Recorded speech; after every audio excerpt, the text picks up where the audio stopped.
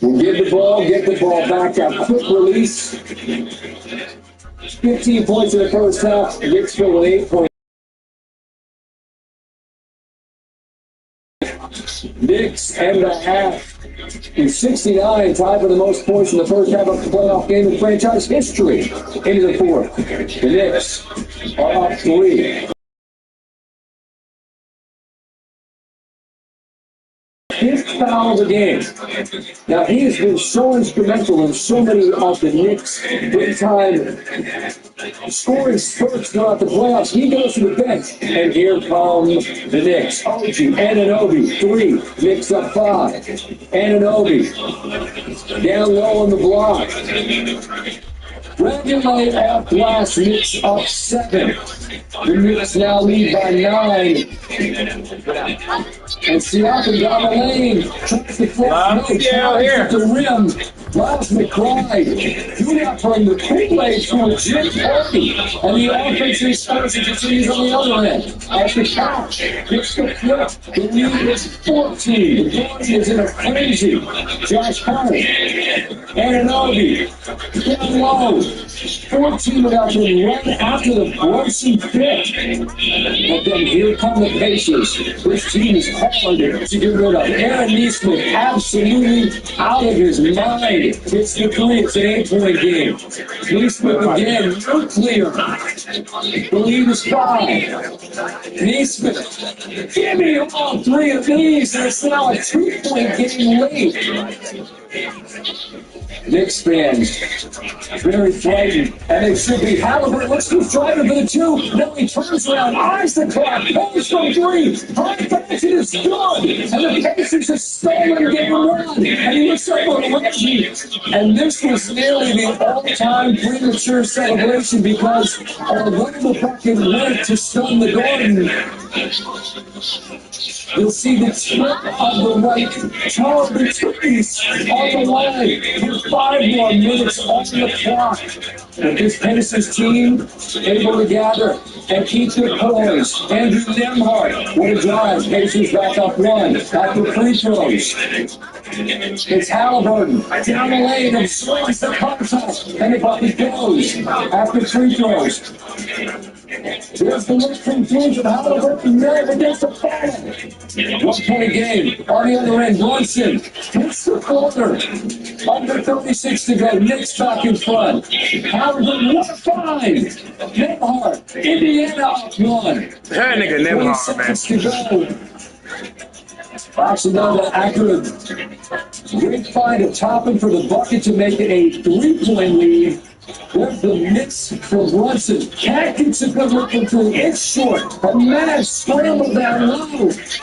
And the hero in games 1 and 2 against Boston is Bridges, who's got it. He loses it out of bounds. And the Pacers pull off an astounding comeback. They had 23 points in about a 3-14 of the game. Aaron, how the heck do you guys keep doing this over and over again in the playoffs? We're just a resilient group. I say it all the time. We just never quit on the fight, and we got a special locker room. You guys were down 17 midway through the fourth quarter, and Coach Carlisle continued to say, just keep fighting. 7 minutes is a lot of time. Then at the 3-minute mark, he said 3 minutes is still enough time. You find we keep chipping away, man. You play to the buzzer sounds. I think we're really good at that. We just played the right way. The ball fell, and we were able to make the comeback. How were you personally able to find that rhythm when needed? I work on my craft, man. So I trust the process. I know I'm a high-level shooter, and I just let them fly when we needed them. Tyrese Halliburton, he could have tried to take it to the rim on that final play of regulation. Instead, he backs it out. That takes a lot of guts. What's going through your mind when it bounces off the rim? Special. I was standing right under the basket, and when they were straight up, all oh, that's good. That's good. So, he's special. He's a special player. He's our leader. He continues to amaze me on a night in, night out basis. So he's just phenomenal. Every series is different. What are your expectations with this matchup? It's a dogfight. You saw today. It was a full 53-minute game. They play hard. We play hard. It's going to be the same thing in 2 days. So we got to go get our rest and, fix our mistakes. Congrats. That was unbelievable. Thank you. over the last 25 years. Tim Legwood joins us now. And Tim, I ask because I honestly don't know, were you able to hear Neesmith's interview as we were just playing it back? Yes. Okay, the reason I ask, I'm just struck by how remarkably calm and composed he is. You're in the garden, you're staring into the eyes of the belly of the beast of these Knicks fans. They're in a frenzy, and I just am amazed at how calm he was given what they just did. And I'm going to ask you, Tim, to explain what the hell they just did. Oh, you want me to explain? Yes. I appreciate that because I don't know what the hell I just watched. I'm sitting here taking notes. I know I'm coming on with you. At this point, I'm starting to talk about the Knicks' defense and toughness and physically sort of manhandling Indiana in the second half. And to build that big lead, you think that's how it's going to end. And instead, Aaron Neesmith became Klay Thompson and basically got them back in the game. That's amazing. I'm going to ask you to tap out for just a quick second because Tyrese Halliburton has just thrown on a headset in the garden. I'm going to visit with him, and then you and I can reconvene in a moment.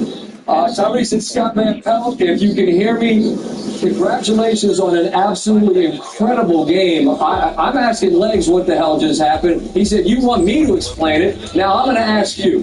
What was in that remarkable comeback? You're in the garden, man. That place is in a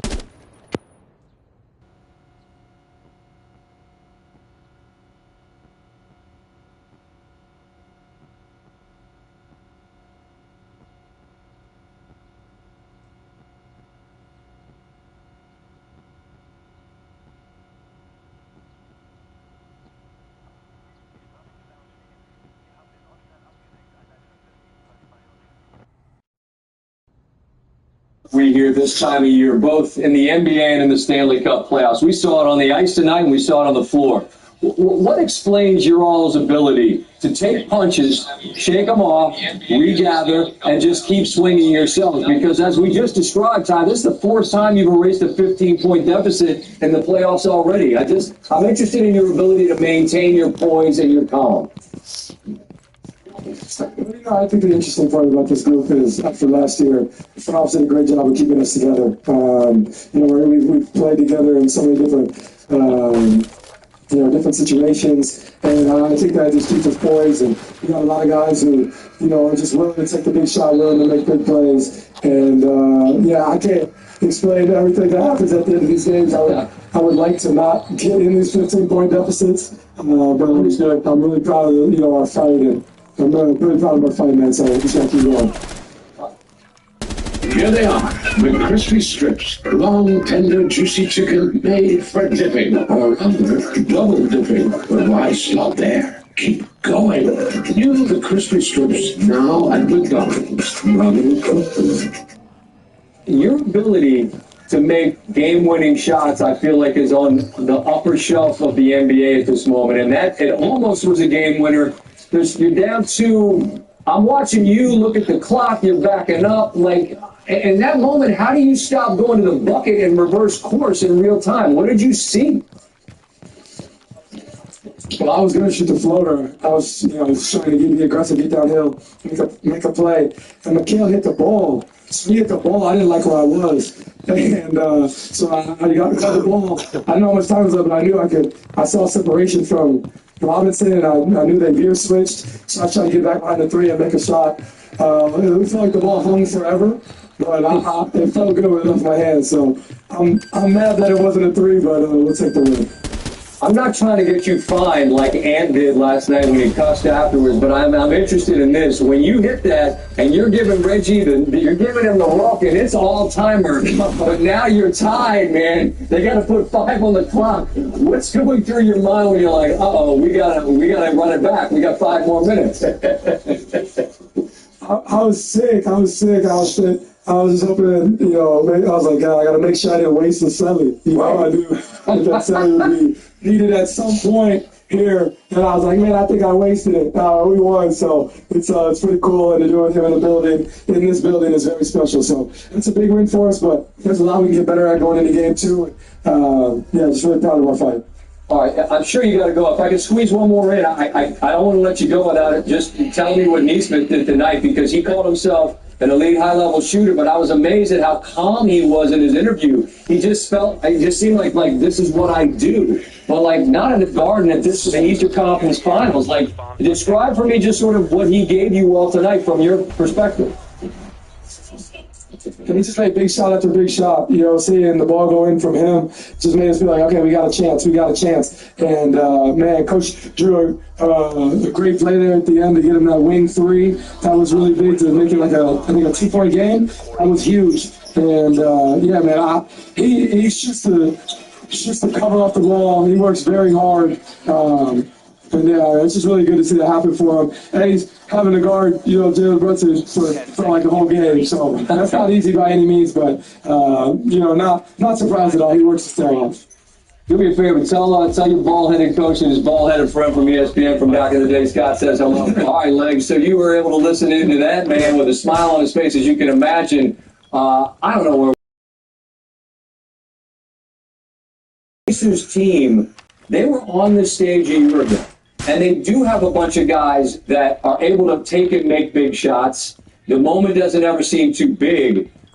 But they just beat New York the same way New York beat Boston in the last series. And I wonder what this does from here forward. What do you think of that? Yeah, well, first of all, there's a big difference, I think, between what happened with the Boston and the Knicks. Because I thought the Boston Celtics in Game 1, they handed that over to the New York Knicks with their shot selection in the fourth quarter. This is a totally different situation. I don't think that was the Knicks' problem. This was the case of one player putting on one of the greatest fourth-quarter shooting displays we've ever seen in an NBA playoff game. And look, Aaron Nesmith 4 years ago was a 27% three-point shooter. He has worked on it every year. He shot 43 this year. So this is a legitimate, big-time now NBA three-point shooter. But he's never done anything like this. Now, you're seeing some space here, but for a guy that's a 43% three-point shooter, this first couple go in. You just can't wait to get your right hand free on the next one. He was the single guy, like, keeping that door from being slammed shut. It's like he had his arm in the door with a bunch of dudes trying to slam it on his wrist, and he was holding it down by himself to give Tyrese Halliburton an opportunity to make that incredible shot to force overtime. The great awareness that he had time to get out there and get off a clean shot. Again, that's just calm.